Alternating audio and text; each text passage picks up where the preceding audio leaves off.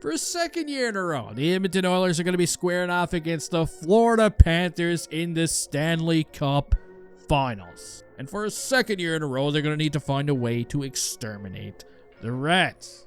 They even got Grandmaster Splinter now. Last year, the infestation proved to be just a little too much for the Oilers to handle. They found themselves losing the first 3 games of the series. But this year, they're hoping that things are going to be a little different.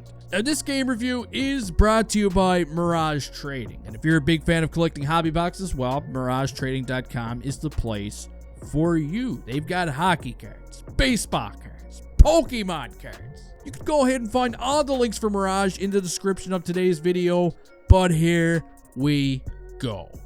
Game 1. Oilers, Panthers. The puck is dropped in just over a minute in. Leon Draisaitl's going to pounce on one of these big, juicy rebounds, and he's going to bust this game wide open. You see, the Oilers, they come out of the gate looking like they got some swagger going, okay? Not only are they putting lots of pucks towards Sergei Bobrovsky, but they're also finishing off every chick. We got Evander Kane getting in on some of the action. Even Cappy is getting his licks in. I mean, it's a dream start for the Edmonton Oilers and their fans, but then it happens. Holy shit. Not only does Sam Bennett tie this one up, but he ties it up in the most Sam Bennett way that he possibly can. Danny Tanner, the man behind the Oilers bench, he can't believe it. He feels like it's goaltender interference, so he goes for the good old coach's coin toss. And guess what? Not only did that turn out to be a big swing and a miss, but on the following power play, Bradley Marchand, the shithouse rat himself, he's going to make it a 2-1 game for the Florida Panthers. I'm assuming everybody in the building was starting to puke up their hot dogs in the stands. This is not the start that everybody wanted to see for the Oilers, because they outshoot the Panthers 14-7 during the opening 20 minutes, but they don't really have a whole lot to show for it, okay? They're down by a goal. So now we're going to move on to the second period, where Simity Sam right away. Here he goes again. Look at that. He puts one right by the blocker of Stuart Skinner. That's his 12th goal of the playoffs, and the Panthers, now they got themselves a 2-goal lead. And you could really feel the momentum beginning to shift in their favor in this hockey game. Yes, Victor Arvidsson is going to score a goal to answer right back for the Edmonton Oilers. That was an important one.